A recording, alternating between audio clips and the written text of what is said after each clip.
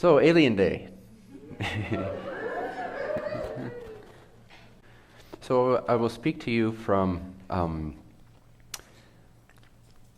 a place of experience when it comes to the spiritual stuff, the balances, the cosmic denses, the evolution, the densities, and that combined with intel that I've gathered over the years, that I've checked with my resonance meter and tuned into and downloaded more information about, etc. So who here is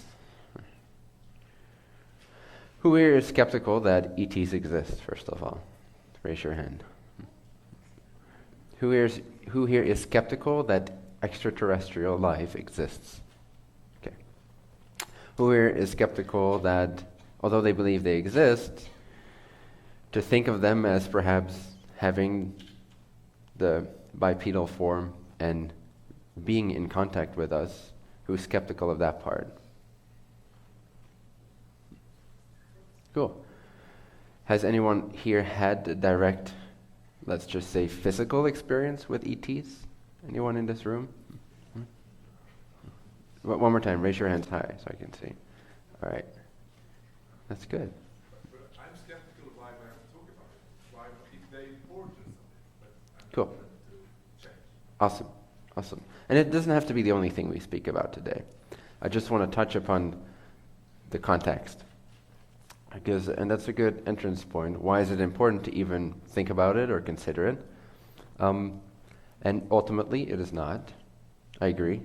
Meaning, you can live your life as you do, and you can go on with your spiritual journey and service to others.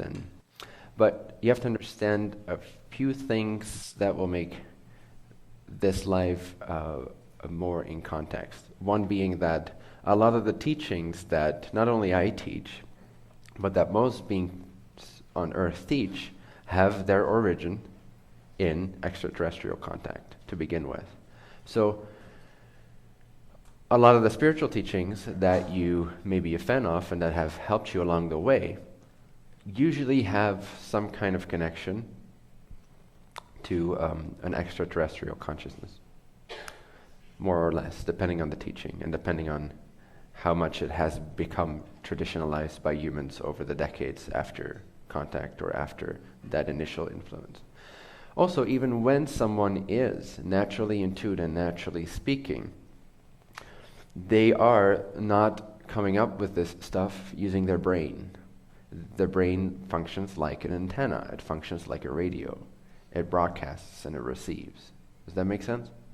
And so, what do we receive then? It's somewhat important to at least understand that information, such as the teachings that I'm sharing with you, is a combination of personal experience from this life and heightened intuition and sensitivity from that receptive state. And so, when I'm speaking to you, although I am not channeling in the way that perhaps, who here is not at all familiar with channeling? Who has no idea what that is? Okay, channeling is the idea that a person enters, there's different ways, but a flow state or a trance state, sometimes a trance state that's so complete to where they completely are not conscious of their body, but they give permission to either another aspect of their consciousness or another being's consciousness to use the biomechanism, that is the body, to translate using the brain and the words and the concept that it has, translating concepts from non-physical into verbal words. So it's basically like being possessed, although it's not the same thing because you're not being possessed. But it's like another consciousness coming through and using a body as a vehicle to speak, kind of like a telephone. Does that make sense? Okay. It's very common. We all do it on and off. And those who are going to see the movie tonight, it'll probably touch upon that a little bit because that was Daryl's history with this. So, again, a lot of the stuff that we see on Earth, not only our teachings, but the very body that you wear, have been due to, they are the way they are. Your body, your mind, the religions, society, civilizations, our structures, our technology. the vast majority of that has been either directly or rather directly been influenced by other civilizations, extraterrestrials. Who feels weird hearing that? I want to gauge the whatever openness and skepticism in the room. So what I just said so far, who is not cool with that or who is doubtful of that? Okay, so you're open to it, right? Even if you have no obvious proof or awareness of this yet, perhaps. Okay, good. Thank you. Appreciate that.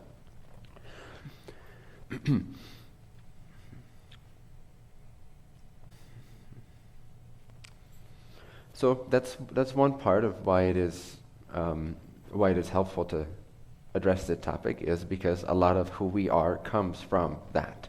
So they are not just strangers, they're not as alien as we think they are. A lot of them are directly connected to our genetics,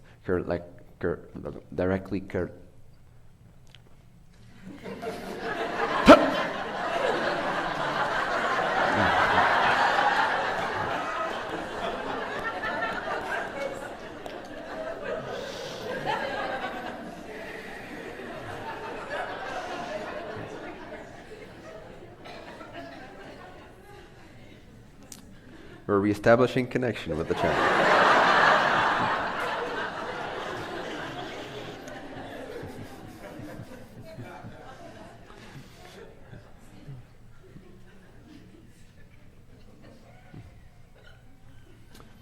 Anyway, you get the point. A lot of our cultures are influenced by that. Religion, I don't think religion would exist if not for our history, our shared history with extraterrestrial consciousnesses.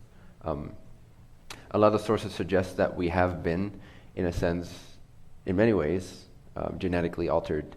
And part of that genetic programming and part of the early on experiences when we became what we know of as the Homo sapiens. And no, we did not gradually evolve from the apes.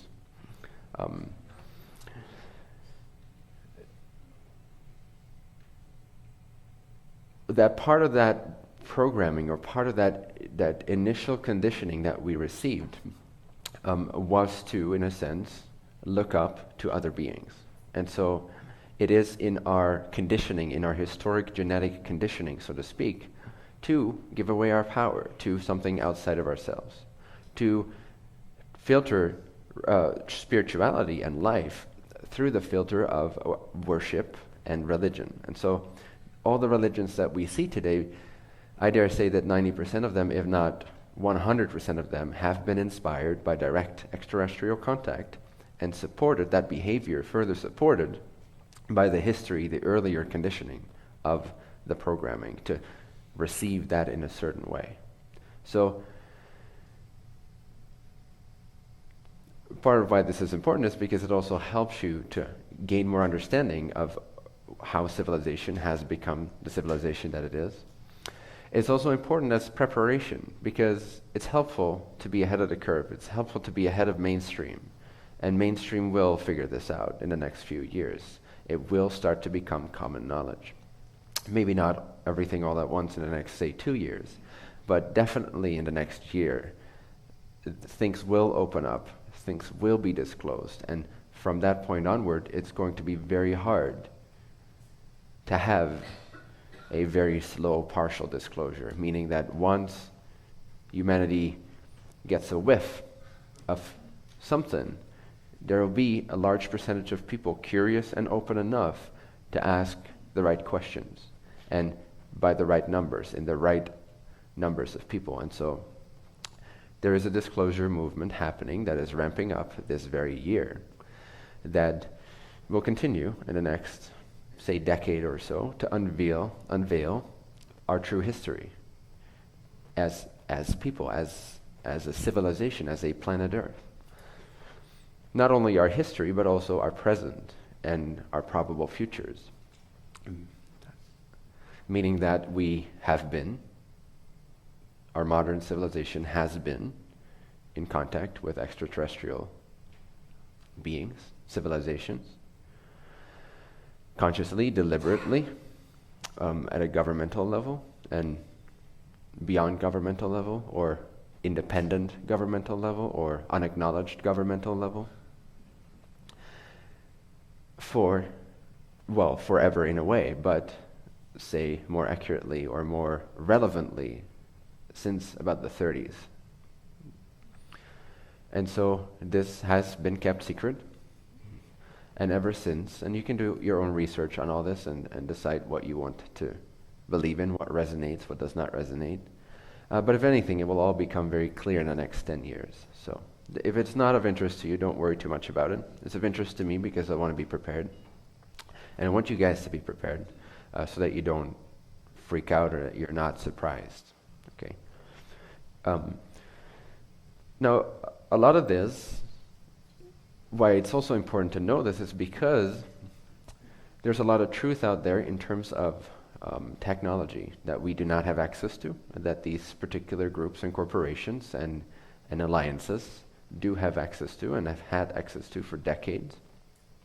We haven't had to burn fuel or oil in, I think, about 70 years by now, 70, 80 years. And so there is a system going on that is a control system, that is a money system, and that is basically keeping us slaves without calling it that.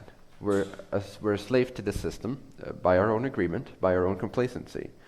I'm not blaming anyone else. In fact, I'm very grateful that all these corporations and that all these entities decided to do all this, because it provides great catalyst for transformation, and I'm very excited about the time to come. And without it, we wouldn't have this catalyst for really standing in our truth and owning what it is we desire to know and who we desire to be as a unified collective people. So none of what I share is ever like, look at those bad guys. Or if I do say that, take it with a grain of salt. It's just a relative play that we're playing. But nowhere in my heart do I feel anger. But I do feel that it is time for a change, and I do feel that it is unfair in a sense, and I do feel that we have to step up to the plate vibrationally and stop being complacent and stop just letting other entities take care of us. By entities I mean like government and even healthcare, that kind of stuff. Like we're way too reliant on the government, okay? We're way too reliant on something that does not really give a shit. And that doesn't really know how to organize things anyway. And that is so convoluted and so layered that one layer has no idea what the other layer is doing. It's very compartmentalized. It's extremely compartmentalized. And so there's no unison. There's no true representation of the people. There is interest. There is interest in keeping the money with the few, keeping the control and the power with the few. This is not a conspiracy theory, because it's the truth. It's a conspiracy truth. It's conspiracy fact. And so we will find, let's see, it's a little challenging for me to organize all this information and decide on the spot what's relevant for everyone and what's not, because it's such a varied topic and such a layered topic. So let me just extract what I really want you guys to know, and you can do your own research for the details. I don't want to distract you with too many details, but I do want you to be aware of certain things so that your context expands itself, and you can start to recognize the things and the events that are going to happen, that are going to be disclosed, the transformation that you'll be seeing in the next few years on planet Earth and in the news and on the internet, so that you have the proper context, at least some of it, to understand where it comes from and where it fits in, okay? So that you can remain in the eye of the hurricane and be of support and not be one of the people that is freaking out or getting angry or whatever. So again, we wouldn't have to use jet engines and rockets, and so it's funny to see things like NASA shooting up rockets, and even Elon Musk with SpaceX, which is sort of like, yay, the next frontier, let's go to Mars, when we're already on Mars, because it's kind of silly, like the whole thing. So it is time for disclosure. It is time to not let people waste so much effort, so much money, so much resources, and so much planetary abuse in a way for something that's completely unnecessary by now. So it is important that this comes out, and part of Trinfinity TV will most likely, 98% probability, that Trinfinity TV will include some kind of a disclosure channel. I am in touch with, I don't know who here is aware of Corey Good? Okay. He is one of the insiders that has come out since a year, and his information so far blows everything else out of the water in terms of detail, in terms of far out fucking crazy shit. So this might not be a good introduction for for everyone, because this stuff can be very mind-boggling. It can be very upsetting. But if you keep listening to a story, it will start to make sense, and the details will start to fit in with other details that you see evidence of here on Earth. It will explain a lot of things. And it will also, it's a little bit, I appreciate Gaia TV, which is where it is hosted. But, there is a flare of sensationalism that comes with it too. So just sort of see through that. It's a little annoying in a way. People like the subscriber counts, I'm guessing, enjoy like sort of these shocking stories and that kind of stuff. So that's not the way I would disclose it. That's not what's the most relevant kind of information. And I'm also actually, since yesterday, I found a few avenues, or a few avenues found me, and so I'm getting in touch with a few other insiders that have supposedly, allegedly, served in space for several years, sometimes 20 years, in this what they call the secret space programs. And so Corey Good is an example of someone who served, according to his story, whether you want to believe that or not, I leave completely up to you, who has served in the secret space program for 20 years. And he is coming forth with this information, and there is a lot of independent sources that are backing up some of the details that he's sharing independently. So there is a disclosure movement happening regarding the secret space program, regarding the secret government, regarding the money manipulation system, regarding the web of delusion that I was speaking about a little bit the first day. So again, why is this relevant? It's relevant because once you understand this, once you know more about this, you will be more likely to maintain your freedom of consciousness, to remain empowered because you see the web. If you can see the web of illusion that is cast all around in all aspects of society, you will stop voting. You will stop even being interested in that whole presidential puppet show. You will feel free and empowered, and you realize that it's up to you. Again, your life is up to you. You're the creator of your reality. Your government and your healthcare has nothing to do with how healthy you are, how well taken care of you are, and what your pension is going to look like, okay? We really got to get over all those linear, long-term safety mechanisms that we've put into place because we are lazy. Does that make sense? We have given away our power, and that's part of our programming. So again, this is an example of, if you know that part of our historic programming has been to look up to entities larger than ourselves, you will start to see that in everyday life when it occurs, and you will then immediately be able to recognize that and stop doing that. But if you don't recognize it, you're in a sense just like anyone else. You're having to deal with forces you don't understand, and worse, you can't even perceive of. So it is good to educate the people on some of these delusional control webs that are being spread around, so that people can wake up from that, not in anger, maybe a little bit of frustration initially to motivate people to wake up, but then to come into harmony and empowerment and excitement for actually becoming a tear in that veil, a tear in that web, okay? And so then we can help others understand. And fiction really is stranger than fact, and we are going to have to open our minds to what's not only possible, but what's been going on for decades, and in many ways for hundreds of thousands of years before we ever became who we are as a people. We are fairly recent in that way, as we are now. There's lots of stuff that will blow your mind in the next few years.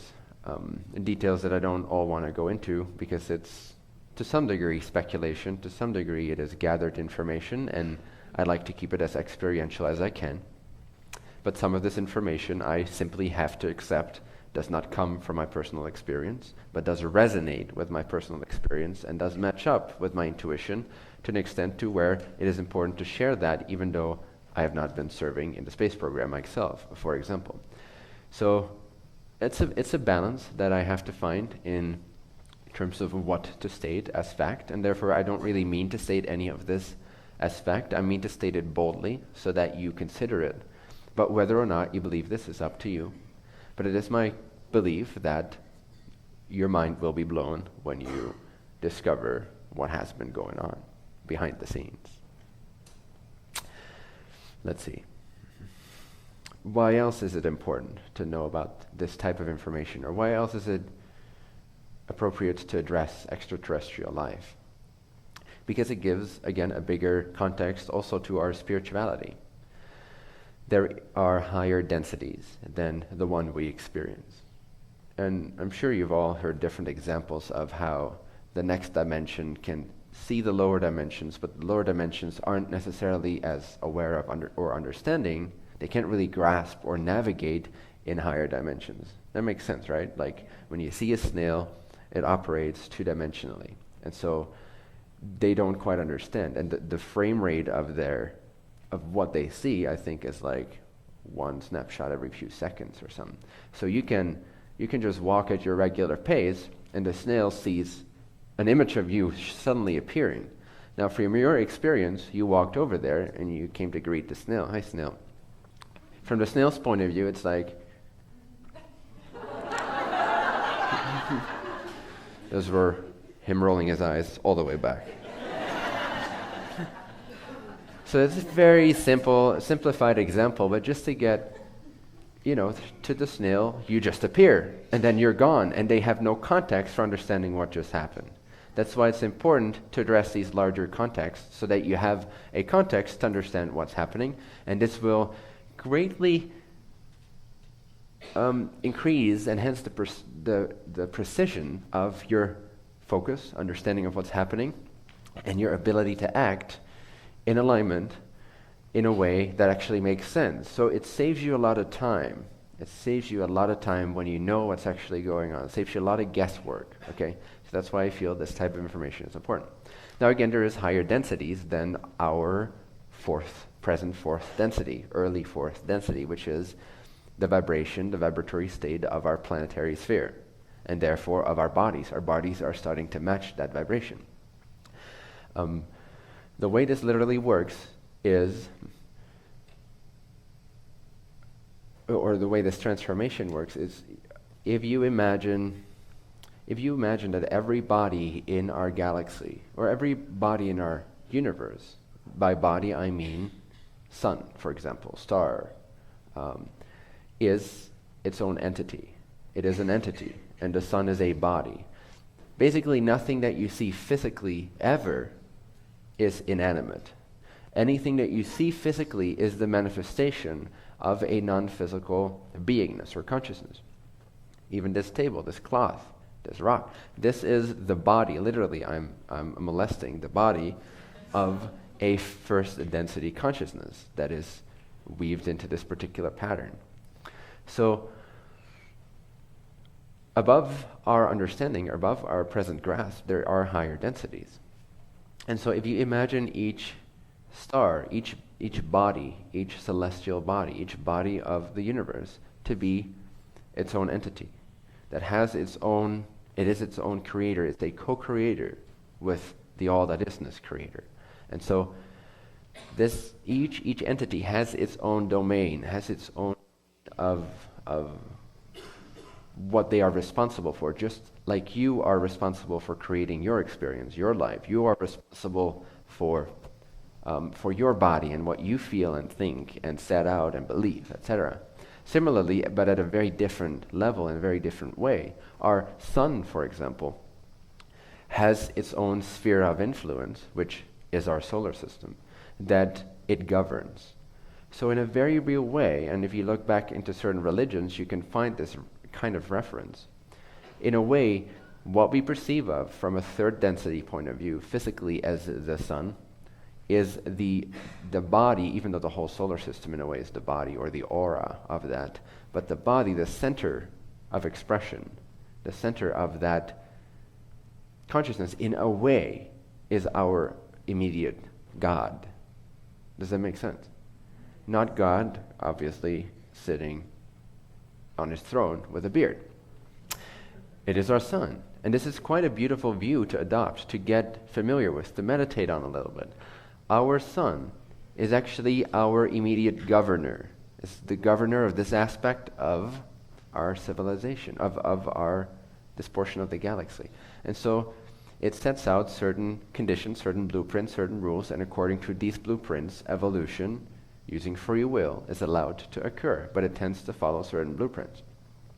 Now, one of the blueprints of our galaxy, for example, is that the bipedal form is a natural form that most different kinds of species start to evolve into as they grow up, as they graduate through the different densities from first to second to third to fourth, etc. The bipedal form is, according to this blueprint, a highly conducive form for the different combinations of energies and circuitry that is required for a consciousness to be able to experience the world in a certain way. So don't be surprised when the aliens that we'll meet, and we will meet them, look like the things you see in the movies. Don't be like, oh, this story of this guy is nonsense because I've seen that in the movies. He just got it from the movies. Well, did he get it from the movies? Or did the movies get it from them? Because one strategy that has been applied is what Stephen Greer calls psychological warfare, which is the idea that in order to keep the masses doubt these things and ridicule these things. Ridicule is the most powerful thing, right? Basically fear. If you can utilize the fear of the people, insecurity, nobody will ever stand out and believe anything else because it'll be ridiculed. So that's why we have to also be able to take risks and not be afraid of ridicule.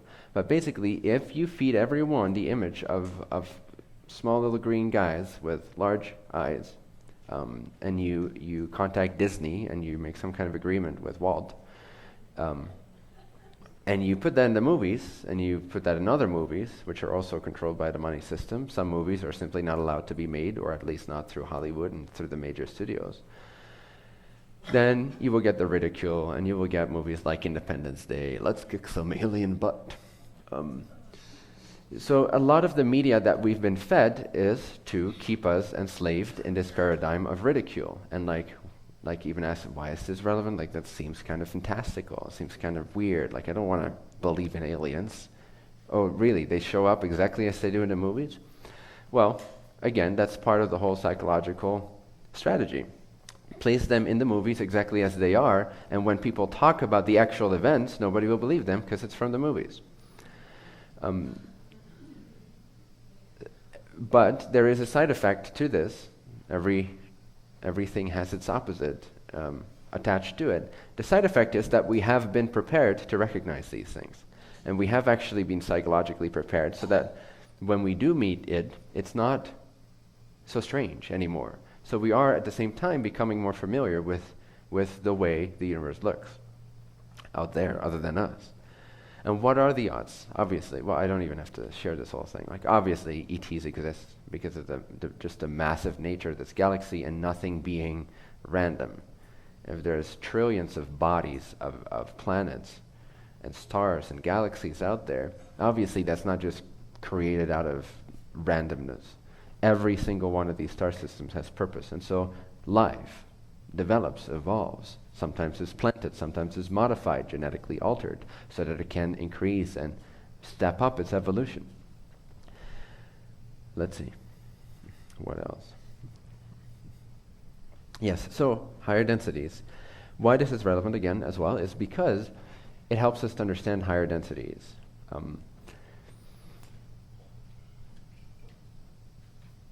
Many of us in a sense, directly come from an ET perspective. Even though they take on a body here, there's many ET civilizations that wish to incarnate on Earth within this planetary sphere. So actually, a lot of you are, most of you, I would even say all of you, are to some extent, in some ways, and some of you in many ways, directly connected to ET consciousnesses. That's why it's also relevant to know this, because you will be able to recognize that in your dreams, in your meditations, in your intuition, and ultimately, not ultimately, because it's not better than the non-physical, but at some point also physically. And again, who have had physical contact with ETs. Cool.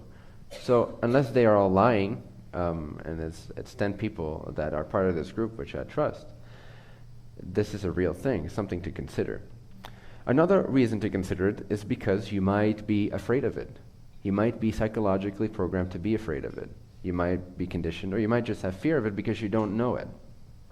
So to loosen up that fear, which is required in order for contact to happen harmoniously,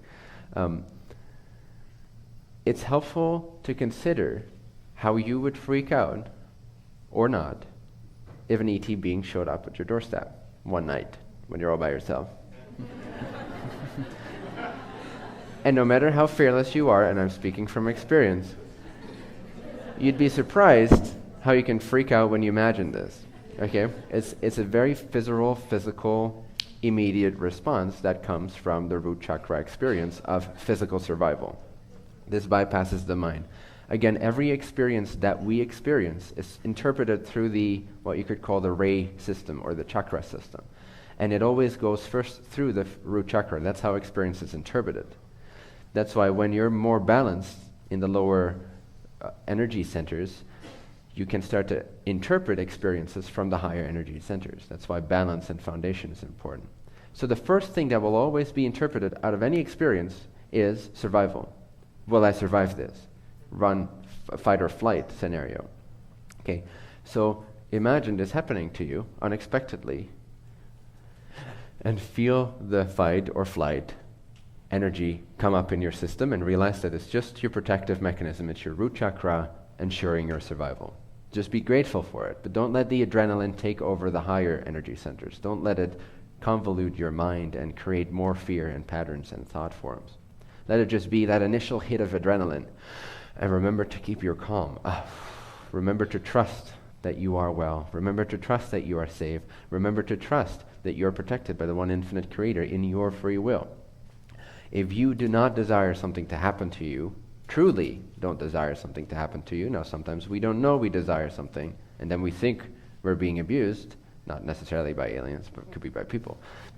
But it is our higher agreement to that experience. But just know that you have chosen this experience to occur, and that nothing will happen to you that you're not ready for and that you're not okay with, ultimately.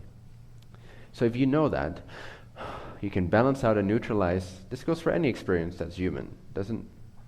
It flares up in everyday life all the time. Am I safe? Am I safe? Am I safe? Relax 2 to 5 seconds. Remember to keep your calm. Infuse yourself with awareness. Rest in awareness. And remember that free will is paramount. Creation is not outside of you. This is subjective reality. You are agreeing to place this holographic universe in front of your eyes. In front of your consciousness, inside of your consciousness. Remember, there is no object behind the experience. There's only the experience, like a dream. So anything that you're experiencing, you must agree to dream up into your world, otherwise you couldn't experience it. Because you cannot experience someone else's energy. It's impossible. You can only experience your energetic experience, your experience made up out of your energy. So anything that you experience, anyone, any type of being, is somehow generated, formulated in your reality, agreed to be experienced using your energy. Does that make sense? So when you remember these types of facts, that I'm always safe, I'm an eternal being, I chose this, I'm ready for this, whatever it is, I'm okay with this, I'm okay with the fear that comes up, I'm not freaking out about the fear, I'm holding the space for this. If you can practice this a few times and see if that's really something that feels very contracting for you, then do this exercise a few times and see if you can bring more ease and bring more transparency and love and trust into that kind of a scenario or event. Because, again, this is about preparation. We will have open contact in the next decade or two. But before that, a lot of information will come out, and a lot of individuals will start to be contacted or remember the contact experiences they've already had. So gradually, but rather rapidly compared to the past 100 or 1,000 years, this whole topic will enter our collective consciousness. And so that's why it's important to at least be aware of it and explore it if you're interested in it. Follow your resonance. If not at this time, totally fine. You don't need it to live your life. Absolutely don't need it. But it's good to be prepared for these kinds of things so that you can be of service to others as well. Okay. Just one thing. Yes. It's good to be prepared, but the best way to be prepared must be to really meditate and wake up. Yes. So then you have the connection, and then you don't have a question if there's no fear about it. Correct. So you're saying the best way to prepare is to, what you said, wake up, meditate, wake up, and release the fear. Yes. Correct. Anything else you wanted to add to that? I started a UFO club when I was 10 years old. So I really have been into this with the UFOs and connections, and I've been connected, and they changed my reincarnation plan and my schedule for next life and the next life after and so on. So it's not an issue, but yeah, to just be here now, and it's just so fantastic to be here with you and in this community, in this energy. So Absolutely. much bliss, it's so much. Absolutely, but would you agree that if you did not have that knowledge, you would still have a question mark? Whereas once you have the knowledge, you can return to earth, so to speak, and appreciate this for what it is, and appreciate the relevance of this. But if we're under the illusion of psychological warfare and collective ideas we've assumed and ridicule, and we're not really expanding our box, and we're not aware that we have these connections, I'm not saying we have to know exactly what's going on, but at least be aware that things are interconnected beyond this planetary sphere. Just to know that and to engage in that information every once in a while will expand your mind and will then allow you to be here that much clearer. At least that's what I've noticed in myself. Would you agree? Yes, but it also creates stories in people who doesn't have the connection. So they start theories, they start clubs, they make. I mean, I can see this Independence Day. It's very funny when they just kill them. Yeah. Yes, inevitably people will make up stories and they will attach their hopes and their fears to some of these stories. Exactly, the hope. Inevitably. Well, that's your responsibility, not mine, ultimately. I'll try to bring it as balanced as possible, but it is more important that you're aware of this information than it is important not to create any stories whatsoever, in my opinion. Because the thing is, if you do create stories, it is an outlet for your hopes and fears to become visible to you anyway. So at some point, your higher mind will show you that that's not the accurate truth. I mean, you're talking about acceleration and to be efficient. Yes. So it's not. It works, of course, but is it really the most efficient way to prepare anybody in this room? And I'm not saying you're wrong, but the question comes to me. Yeah. Cool. Thank you.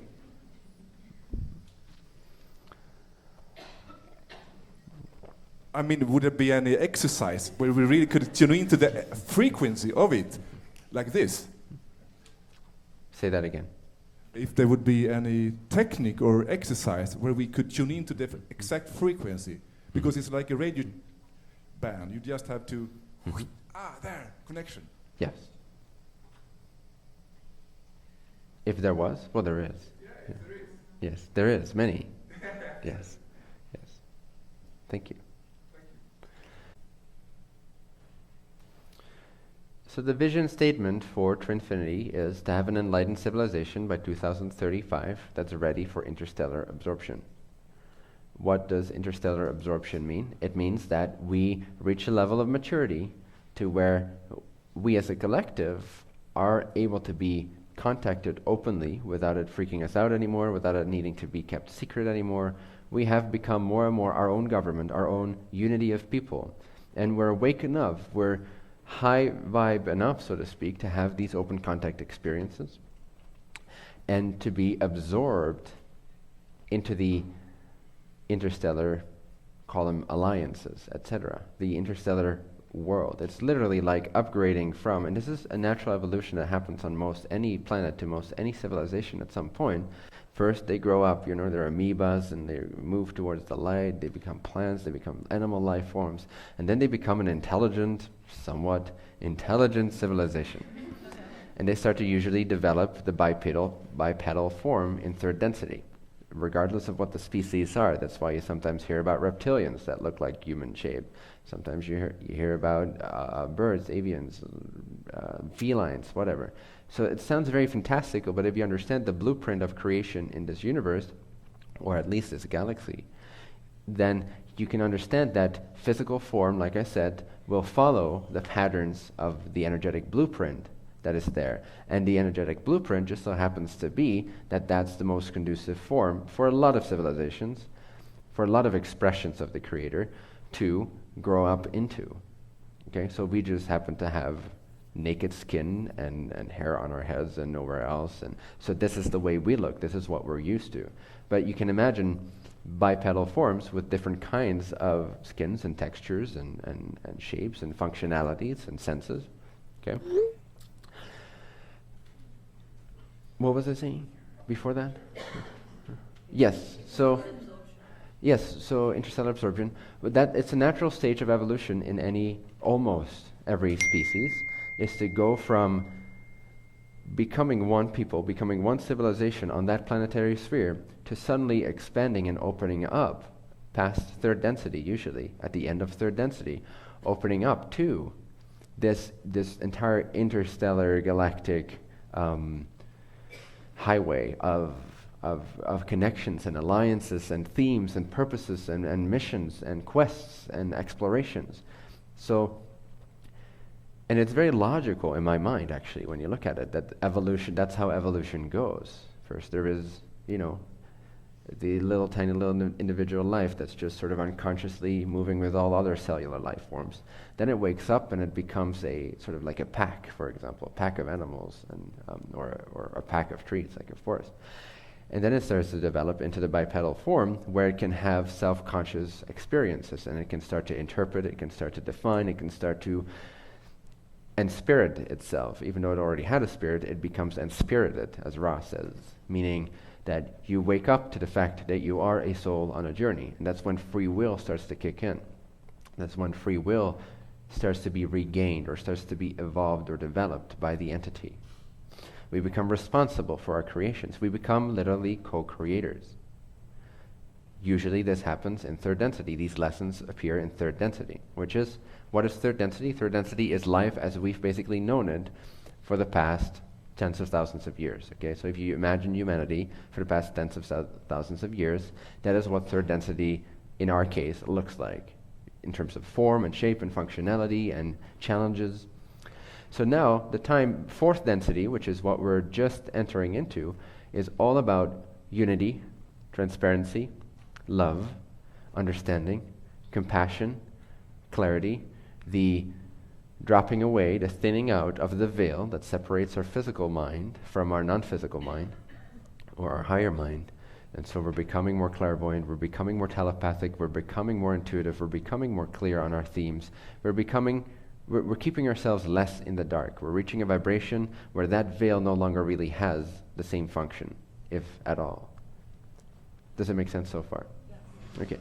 So then, naturally, when that starts to become brittle, when the sense of separation and the veil of secrecy starts to fall apart, and this is what you see all around the world, and those powers that be, and that have been very successful and powerful at keeping that secrecy, you can literally see that power slipping away from them, some understanding why, some not understanding why, but the main reason is because the Earth's vibration itself, the planetary sphere that we're on, is entering into the fourth density cycle of its sort of cosmic rotation. And so, like clockwork, this is what's happening, whether we are ready or not.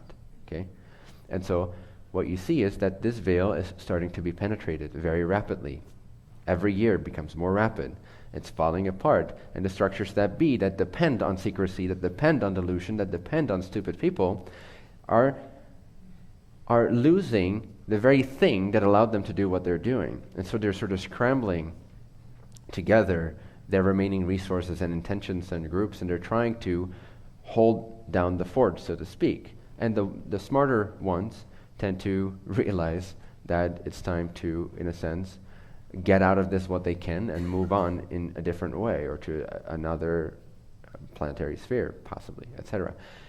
In other words, it's falling apart. Okay, the paradigm, the regime is crumbling. We've already had a first world order. We've already had a power alliances of groups that are quite literally deciding what you are aware of.